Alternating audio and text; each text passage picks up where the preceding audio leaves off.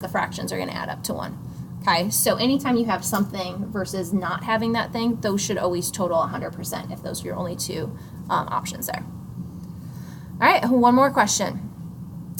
If your team has won 3 out of the 10 games you've played so far, what's the experimental probability that you will win the next game? So we want the probability of winning. Okay, and winning has happened 3 times out of 10 games. So that is your chance of winning, again, based on what has happened so far. So as a decimal, if I divide that, that would be 0.3. And if I make that a percent, move that 2 spots over, that would be 30%.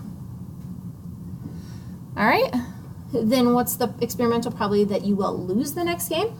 So this time we want probability of a losing. Well, if you won 3 out of 10 games, that means you lost 7 of those 10 games.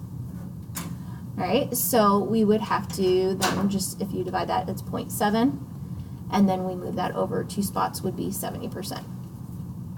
All right, notice again that the 2%, you're either going to win or lose. Again, we're assuming that a tie is not an option.